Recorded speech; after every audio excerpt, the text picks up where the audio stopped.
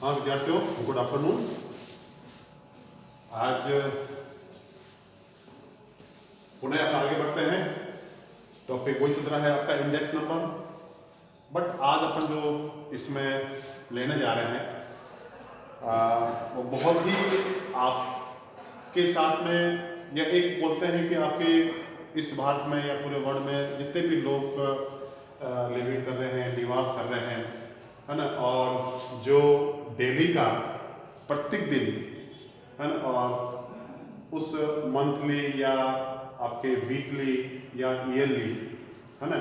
उस चीज़ को अगर आप देखें कि आप एक दिन में या एक हफ्ते में, एक महीने में आपका जीवन स्तर है ना, आप किस चीज़ का कितना उपभोग करते हैं, है ना, आप क्या चीज़ खा रहे हैं, क्या चीज़ आप पहन रहे हैं, है ना, क्या चीज़ आप लेके आ रहे हैं, आपका मकान का है, हाउस का है ना, जो अलग अलग आपके प्राइस ऑफ गुड्स है ना, जो भी आपके सामान है, जो आइटम्स है ना। तो देखिए, हमेशा अपन ये कहते हैं कि किसी भी देश का जो एक इंडिकेटर होता है, जो इकोनॉमिक उसका जो एक मुख्य जो नब्ज पहचान जाती है कि उस देश की इकोनॉमी कितनी स्ट्रॉन्ग है, कितनी ग्रोथ कर रही है, कितनी डिक्लाइन हो रही है, वो डिपेंड करता है कि उस देश में रहने वाले जो लोग हैं, जो मानव है, जो मानव समुदाय है ना, उनका लिविंग ऑफ स्टैंडर्ड वो आपके कितना है ना, मतलब वो क्या क्या चीज़ कंज्यूम कर रहे हैं, क्या वो आपके उपभोग कर रहे हैं, है ना, और उस उपभोक्ता के आधार पर ही, जिसमें कहते हैं आपका रिटेल प्राइस और एक कंज्यूम प्राइस, है ना, एक तो उपभोक्ता सूचकांक बनता है कि आपका प्रत्येक मानव का जो लिविंग स्टैंडर्ड है वो आपके उसके आधार पर ही प्रमाणित हो रहा है कि उस देश में रहना लोग है, वो आपका उनका खान पान, उनका रहने का स्तर, है ना, उनका रहने का ढंग, पहनने का ढंग, एजुकेशन, हेल्थ फैक्टर्स, है ना, मतलब एवरी मतलब आपके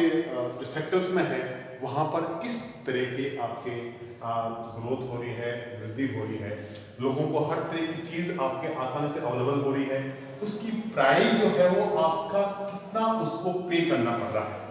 देखिए, आप चीज़ अवेलेबल हो रही है, आप देखिए, लेकिन यहाँ आपको ये ध्यान देना होगा कि विद्यार्थियों कि अगर मान लीजिए आपके किसी भी देश में किसी भी स्थान विशेष पर, देखिए, किसी भी स्थान विशेष पर किसी भी स्थान विशेष के समुदाय के लोगों का जो जीवन का स्तर है ना, जो रहने का स्तर है ना, वो आपका किस प्रकार का है, और उसके आधार पर जो इंडेक्स नंबर बनाए जाते हैं, जो सूचकांक बनाए जाते हैं, वो कहलाता है उपभोक्ता मूल्य सूचकांक, है ना, कॉस्ट ऑफ लिविंग, है ना, या कंज्यूमर प्राइस इंडेक्स नंबर, उपभोक्ता मूल्य सूचकांक संख्या, है ना। देखिए विद्यार्थियों, इसको बोलते हैं उपभोक्ता मूल्य सूचकांक, है ना, वो आपका बनता है कि उस स्थान विशेष पर, और उस स्थान विशेष पर उस स्थान विशेष के किसी वर्ग के लोगों के लिए भी अपन कह सकते हैं, किसी विशेष समुदाय के लिए कह सकते हैं कि देखिए, हर एक समुदाय के लोगों का अलग अलग जीवन स्टैंडर्ड होता है ना। मान लीजिए किसी फैमिली में आपके 10 मेंबर्स है, किसी फैमिली में आपके 20 मेंबर्स है, किसी फैमिली में आपके 5 मेंबर्स है, लेकिन उनका अर्निंग स्रोत क्या है ना, उनका वो जो आय का स्रोत है, उस आय के स्रोत पर ही आपके उनका कंज्यूमर प्राइस इंडेक्स डिपेंड करेगा। जितना ज़्यादा अपन कमाते हैं उतना ही सही ढंग से अपन रहने का प्रयास करते हैं, अच्छा भोजन मिलता है, अच्छा रहने का घर मिल जाता है, और अच्छे पहने कपड़े मिल जाते हैं, और तो हर चीज़ जो है वो एक स्टैंडर्ड की मिलती है। तो जितनी इनकम होती है, जितनी आप पास में अर्निंग होती है, जितनी आपकी आय होती है, जो आपके आय के स्रोत होते हैं, है ना। देखिए विद्यार्थी, अगर आप देखें, अगर आज एक मुकेश अंबानी है, अनिल अंबानी है, या टाटा बिरला है, उनका लिविंग स्टैंडर्ड आपके जो एक मध्यम वर्ग है या एक जो गरीब परिवार है, जो एक गरीब आदमी है, उनके स्टैंडर्ड में कितना आपके रेशंस आता है ना। वो भी इंसान है, वो भी खाते हैं, लेकिन रहने का उनका कंज्यूमर कॉस्ट ऑफ लिविंग बहुत ज़्यादा हाई है, जबकि एक गरीब परिवार का लिविंग कॉस्ट आपके बहुत लो होता है। मीडियम परिवार का उससे कुछ ज़्यादा होता है, लेकिन उससे हाई से आपका लो होता है। तो हर एक का एक अपना अलग अलग उस फैमिली में, उस परिवार में, है ना, वहाँ की जो लोग निवास करते हैं, लोग कितना कमाते हैं, और कितना आपके अपने उस खाने पीने पे, रहन सहन पर, कपड़े पर, या जो भी जो मकान पर कितना खर्च करते हैं, है ना, तो वही वहाँ पर आपकी कॉस्ट आती है और उसके आधार पर ही आपका उपभोक्ता मूल्य सूचकांक निकाला जाता है ना। कॉस्ट कितनी पे कर रहे हैं आपके, इसमें ये भी आता है कि मान लीजिए आपकी डिमांड बहुत ज़्यादा है, सप्लाई बहुत कम हो रही है, तो आपके पास जो उसकी रेट और प्राइस है वो आपकी बढ़ जाती है। अगर आपकी डिमांड कम है, सप्लाई बहुत ज़्यादा हो रही है, तो इसमें अपना आप ही आपकी जो रेट और प्राइस है वो आपकी कम हो जाती है, ठीक है ना। तो कम प्राइस में भी आपको अच्छी चीज़ मिल जाती है, लेकिन कई बार ऐसा होता है कि आपकी ज़्यादा प्राइस देने के बाद भी आपको चीज़ अच्छी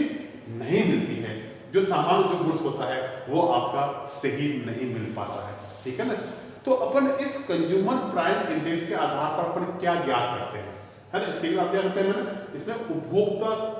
का क्या चीज उपभोग कर रहा है,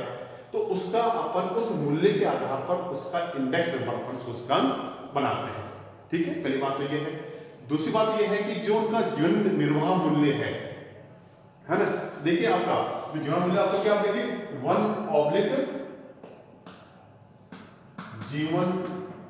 निर्वाह मूल्य, है ना। तो आपका 1/, कितना उनकी लाइफ की जो आपका स्टैंडर्ड है, जो लाइफ की जो कॉस्ट है, वो आप कितना उस पर पे कर रहे हैं, है ना, तो किस आधार पर आपका होता है। तो देखिए, तो फर्स्ट क्या होता है, आपका जीवन मूल्य आपका वहां पर होता है। सेकंड आपका यहाँ पर क्या आता है, देखिए आपका फर्स्ट हो गया, है ना। सेकंड देखिए आपका है उस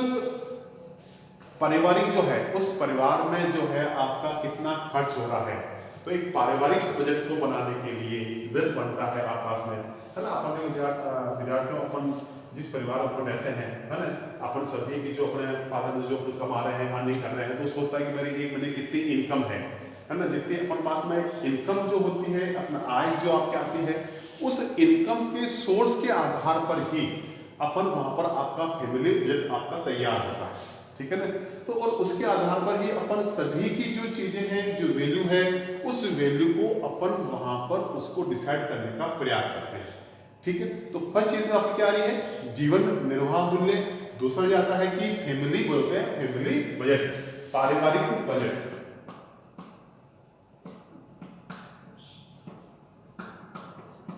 है ना। पारिवारिक बजट को तय करने के लिए यहाँ पर जो आपका आता है कि एक परिवार में कितना आपका बजट एक महीने में आपका एक्सपेंडिचर होगा, आपका खर्च होगा, उसको जानने के लिए भी आपका कंज्यूमर जो प्राइस इंडेक्स नंबर है वो आपका सपोर्ट करता है। जो आपकी तीसरी बात है, देखिए आपके पास में जितने भी गवर्नमेंट सर्वेंट होते हैं, जितने भी सरकारी कर्मचारी होते हैं, है ना, उन सरकारी कर्मचारियों जो आपका डीएनएस अलाउंस है, देखिए आपके पास में क्या बोलते हैं इसको, डीएनएस अलाउंस, मतलब जो आपका दैनिक भत्ता जो होता है आपके पास में, है ना, वो भत्ता आपको कितना मिलना चाहिए। जैसे अभी पेपर में आता है कि आपके जो आपके थोक मूल्य सूचकांक जो आपकी महंगाई है वो आपके कम हो गई है, लगभग कितना पैसा आपका 4.29 लगभग आपकी होगी। तो जितनी महंगाई आपके कम होती है उतना ही महंगाई भत्ता आपका, जितनी महंगाई आपकी ग्रोथ करती है उतना ही आपका डीएनएस अलाउंस आपके बढ़ने की संभावना आपके बढ़ जाती है ना। आपका चौथी जो मेन बात आपकी आती है कि इस बजट के आधार पर केवल ऐसा होता है कि जो कई फैमिली ऐसी होती है जो बहुत ही पुअर होती है, जो बहुत ही गरीब होती है ना, तो उनका एक राशनिंग कैसे किया जाए कि उन लोगों तक भी आपके सब तरह की जो खाने की, पीने की, पहनने की चीजें हैं, जो वस्तुएं हैं, आइटम है, वो उनके पास में पहुंच सके और उनका भी जो लिविंग ऑफ स्टैंडर्ड है वो आपका बढ़ सके, है ना। तो उसके लिए मान लीजिए, उसके लिए गवर्नमेंट क्या करती है कि जहां पर आपके जिनके पास ज्यादा है ना, या सरकार खुद ही ये पहल करती है कि जो फैमिली जिनके जो मेंबर है बहुत गरीब है, उनकी आय बहुत कम है, कई बार आपके 6 महीने साल भर उनकी आय के स्रोत नहीं हो पाते हैं, है ना, उनकी इनकम नहीं हो पाती है, तो उनको एक राशनिंग की प्रक्रिया शुरू करते हैं, है ना। राशनिंग के आधार पर राशनिंग की प्रक्रिया भी आपके शुरू कर सकते हैं। राशनिंग प्रक्रिया, है ना, वो क्या होता है प्रक्रिया, जैसे मैंने अभी कहा कि मान लो जो भी एक होता है कि उस फैमिली का क्या होता है जीवन रेखा, मान लीजिए आपके जो आदमी डेली के 100 रुपए कमाता है, ठीक है ना, 100 रुपए कमाने वाले का जो फैमिली मेंबर है उसको अपन हमेशा कहते हैं कि ये ठीक आपके फैमिली है, लेकिन अगर इस 100 रुपये से जो कम आपके कमाता है, इससे और भी कम कमाता है, तो उसके लिए सरकार एक राशनिंग प्रक्रिया आपकी प्रोसेस में ला सकती है कि उन फैमिलियों को, उन परिवार को, उन लोगों को कुछ आर्थिक सहायता या उनके रोजगार के लिए, है ना, उनके काम करने के लिए कुछ रोजगार उपलब्ध करा जाए, जिससे क्या कि उनकी जो इनकम है वो आपके लोअर से कुछ आपके हाई हो सके और उनका जो लिविंग स्टैंडर्ड है, जो कॉस्ट ऑफ लिविंग है, वो आपके वहां से बढ़ सके। ठीक है ना। अगर सरकार, तो ये सरकार भी इसी के आधार पर जो राशनिंग जो प्रक्रिया शुरू करती है, जैसे कहते हैं ना आपके चावल 1 रुपए किलो या 2 रुपए किलो, गेहूं आपके 5 रुपए किलो, चीनी आपके 10 रुपए किलो, है ना। सरकार खुद आपके अपने कॉस्ट पर, एक कॉस्ट होती है, उस कॉस्ट पर आपके परचेज करती है ना। जितने भी आपके फार्मर्स होते हैं या कि जो कंपनियां होती है, जो डायरेक्ट आप संस्था होती है ना, वहां से परचेज करती है, अपने पास में स्टॉक करती है और स्टॉक करने के बाद में समय समय पर जब आपके कभी इस प्रकार की जरूरत पड़ती है तो वो आपके उन लोगों को इस तरह की जो आपकी राशनिंग जो चीजें हैं, जिसमें आपके देखिए दाल, चीनी, गेहूं, शक्कर जो आपके होती है ना, वो जिसमें आदमी का एक मुख्य जो होता है जीवन का निर्वाह कैसे होता है ना, खान पान जो भी है,